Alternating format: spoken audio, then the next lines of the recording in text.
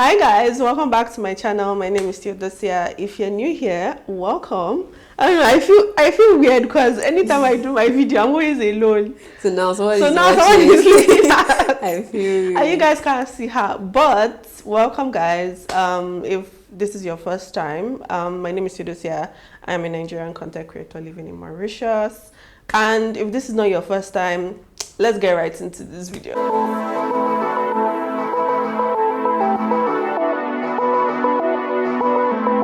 So, do you want to introduce yourself? Okay, so before I introduce her, like many other of you guys reach out to me on Instagram, ask me a couple of questions, which she did. She's also a subscriber, but she's camera shy and she doesn't want to show her face, which is completely fine. So you guys are just going to hear her voice regardless. There has been a silent ban. Will I say silent ban? Something like that. Yeah, there's been a silent ban on Nigerian students, African students in Mauritius. Coming into Mauritius, not the ones already here, coming into Mauritius. And I haven't done a video on that because, I don't know, it's like it works for some people. Some people come and then some people don't come. To backtrack, the issue started where we had some schools whose license were revoked because of the way they were handling, the educational system, which is not what Mauritius wants to be known for, right? And that being said, the character of the students that they were bringing was questionable. So to say, in a more lighter environment, right?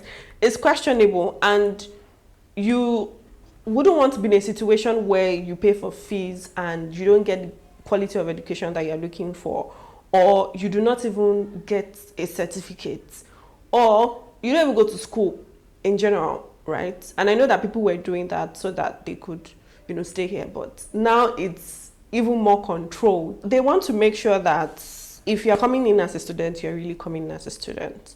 And that being said, there was also a large number of people deported because they overstayed, and most of those people who overstayed were students before. There's just so many things that boil down into that, and isn't only on Nigerians.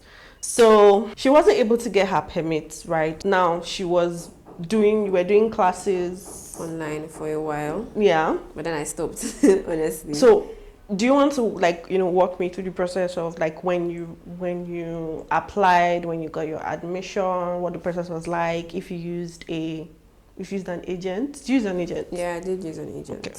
But the admission process was actually very easy, surprisingly. Because I applied in when I think middle of August or beginning of August rather. And I got my admission before second week of August. Okay. Yeah. So by then everything was actually very easy, even in terms of paying fees and everything. Surprisingly, everything went smooth. The only problem came when it was time to apply for a permit, and now it's taking. So when were you supposed to resume school at that time? I was supposed to resume school September. Okay. So when I came into this country half a decade ago, at this point, over 5 years ago, it would take 4 weeks for you to get your visa. Yeah. After you've made your payment and everything, right? Maximum 4 weeks. If it's delayed, 6 weeks. So you know that, okay, if you don't come beginning of September, you come maybe in the middle, which is not bad.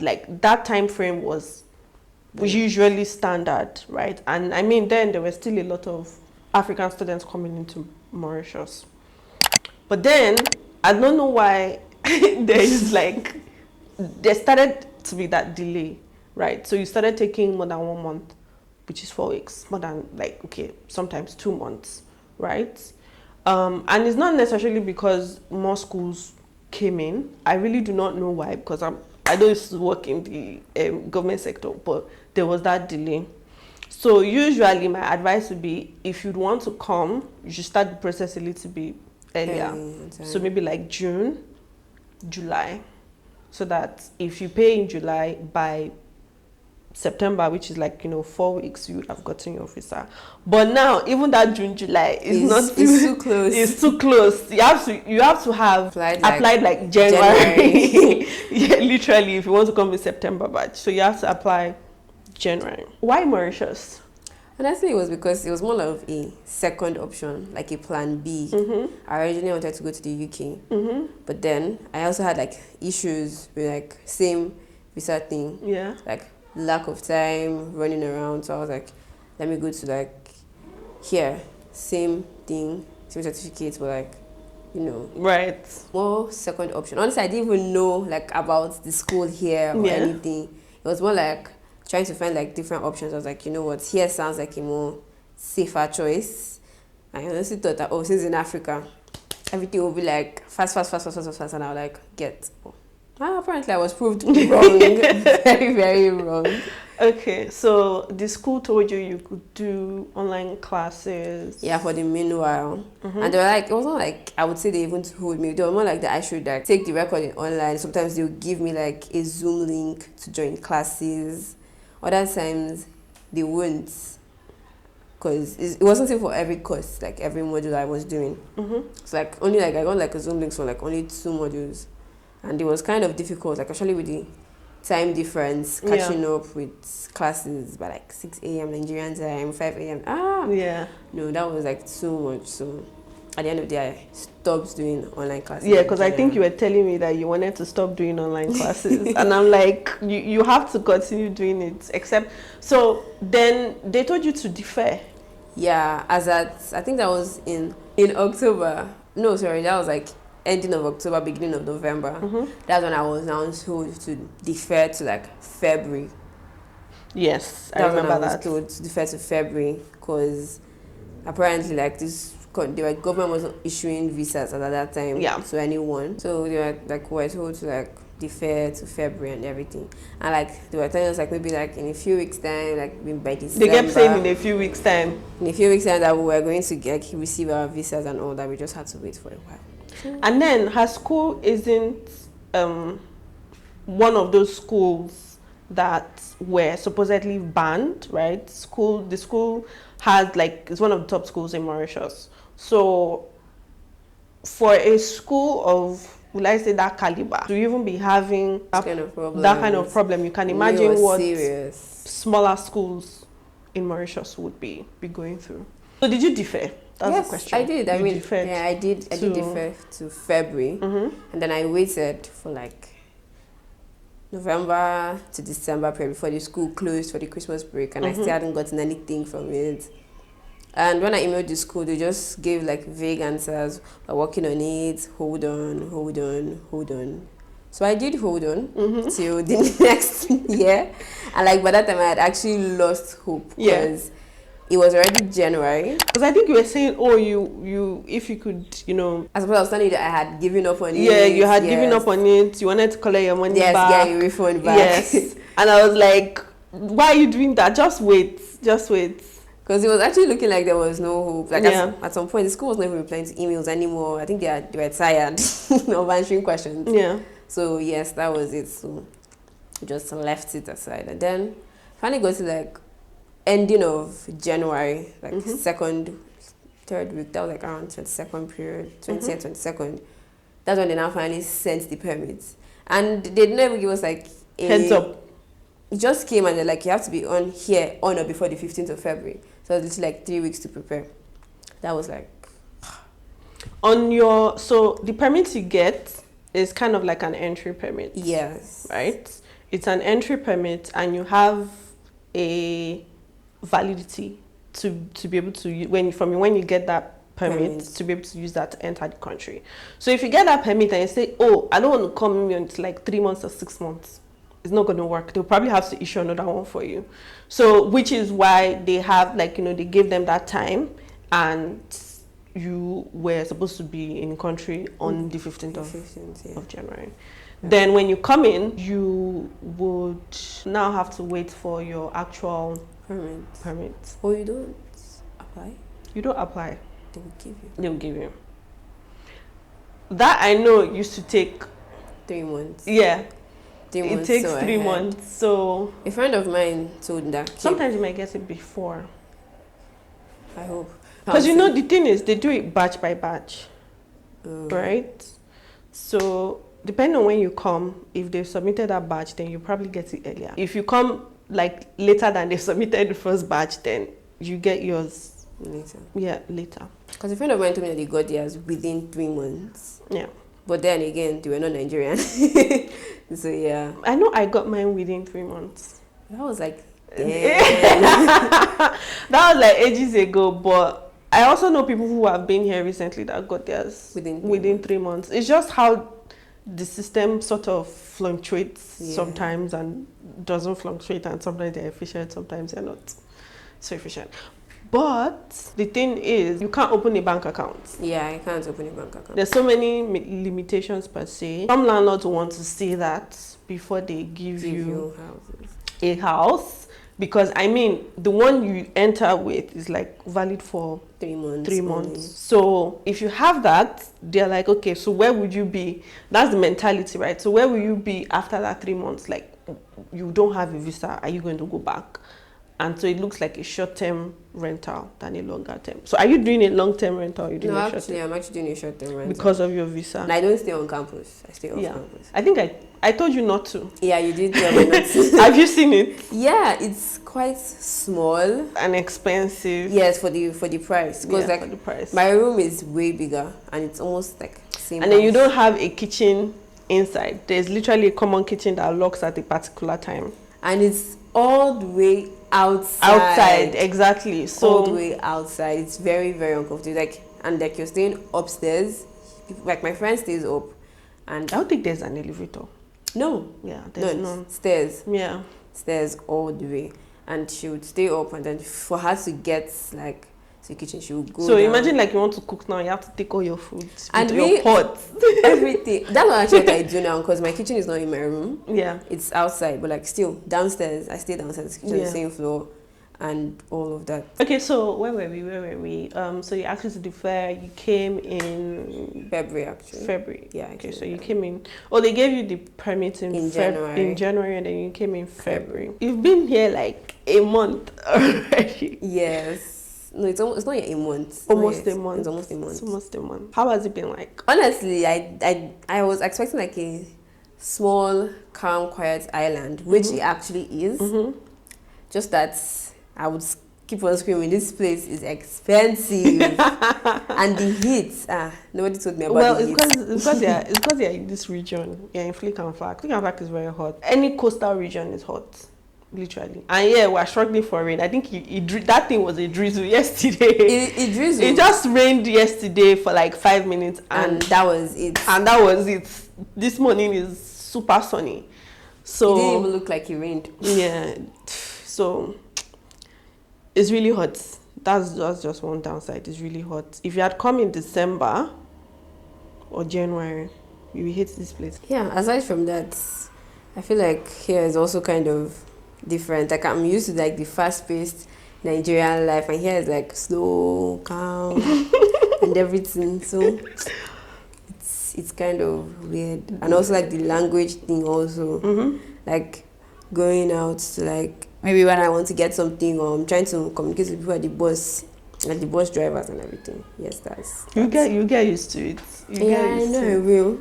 You get used to it. For me, most times you just have to continue reminding them that, oh, I speak English, and then, to be honest, I know I used to I still do complain, but I don't think I complain as much as I used to before. Did you have like any other person that was in your class that was also experiencing the same thing? Honestly, I didn't know like anyone before I came here. But like when I came here, I met, I think, a girl that also applied to come in September. She Nigerian? Yeah, she's also Nigerian, and the same thing happened. So like we're all just coming like in February for the first time, like despite everything. So that's 5 months. 5 months of waiting. And I don't know if it's still going to continue. I think it's still like this, because I know someone was talking about like they knew a person that applied to come here, but the person had not gotten their permit yet. And I'm not even sure they were Nigerian. They were Nigerian. Yeah, I know that there's now like a quota for how many people come here. Because like the agents can bring. The agents I was using told me that like they issued only 25 permits for people to come here. Because I know a lot of agents scammed a lot of students. I don't want to say they're like parts, but I mean people should also do their research regardless, right? They kind of brought a lot of people in to a lot of those very, very, very, very cheap schools. And so it started causing problems, so to say. And I feel like mainly like those people are somehow at fault because you did not do your research. You just carried your own money and gave a particular person. Yeah, and trust me, a lot of people don't do their research. A lot of people don't. So if you're coming to Mauritius as a student, I think the first key thing that you should have taken from this video is try not to go for a relatively cheap school. You won't even get a visa, let's be honest, because people here that are in those cheap schools, I don't think they're renewing visas for them. Go for bigger schools. I know it's more expensive, but do you want to put a price on education? That's the question you should be asking yourself. Do you want to put a price on education? If you compare to other countries, it's actually cheap with the same, standard. It's actually cheap. It's actually cheap because you cannot tell me that you want to go to Canada. You pay through your you donate your kidney, literally pay a lot of money, and you still get the same education standards. Apart from I already asked you the questions about clothes and hair, and makeup, and I feel like my only question would be maybe getting extra money here, part-time job or something. You can. Yeah. Depends on what you want to do. So what do you want to do? Honestly, anything as long as it's fetching me money and it's not going to be too stressful. So when I said what do you want to do internships so that at the end of the day you can put down your CV. Or you just want to do anything now so that you can have money to do anything what you want to now. do? Yeah, so there's a ton of stuff you can do. You live in Fleek. There are restaurants here you could work after school hours. But the thing you should notice is you only have 20 hours in a week to work. I don't know the exact rates that they pay them. I had 8,000 to 10,000. Which is small, to be honest. It really doesn't go far. Yeah. It really doesn't go far. 8K, 10K. It doesn't go anywhere these days because it's even below your rent. Yeah. So that doesn't even cover rent. Your rent. So maybe you could just go to feeding. Yeah, feeding and maybe extra things. Extra things. Transportation is relatively cheap. And then I'm sure you'd have already applied for a bus pass. I have. So bus pass within Fleek is cheaper. Because if we pay 36 rupees to go to Cascavel, you'll be paying half of that, I'm guessing. And then to school from here is free. Yeah. Yep, supposed to be free when it's when you're with your bus pass. Yeah, when you're with your bus pass and when it's not weekend or evening, because obviously you'll not be going to school in the middle of the night to have classes. I always pay though. You always pay. Show them your bus pass. No, I haven't gotten my bus pass yet. Well, when you get it's free if you are going to school. If you are dropping at the school bus stop, it's free. It's free. Yeah. I know that. I noticed that most of the students on the bus don't pay. They don't pay. They hate it though, but it's the rules. The rules are the rules. So, yeah. I don't think we'll have any other questions. She doesn't have any questions for me. I don't have any other question for. All questions have been asked off camera. Actually, all questions have been asked off camera. And I'm sure you guys will say that you message me on Instagram and I don't reply. Please, you people have to know that a lot of other people are also messaging me. So just try to, put your questions out there so that when I open your message, I can see it and I can reply, not hi. I will never respond to hi in Jesus' name because I have things I'm doing. So, imagine if 10 people send you hi. And hello, how are you? Oh, I'm fine. I don't have strength.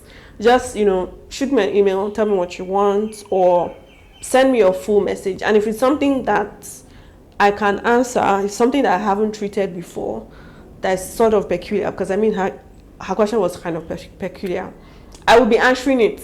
But if you ask me, please, I want to come to Mauritius, how can you help me? I'm not going to answer you. Because watch your videos. Watch the videos. Exactly. My videos are there literally and it's free. You kind of be making me explain again. So if you want to relocate to Mauritius, make sure you're asking specific actual questions. And I don't help people come to Mauritius. So if you say help me, I'm not replying because I don't help people come to Mauritius. I'm not an agent. Okay, so I think that's the end of this video. If you guys have questions, please make sure you put your questions in the comment section. And there is a post in my community tab. Make sure you put your questions in the community tab. I'm going to be doing a different video about the questions that you guys ask me. Hopefully I get enough questions. Even if I don't, even if it's like 10 questions, I'll still do a video on that. And I'll see you guys in my next video.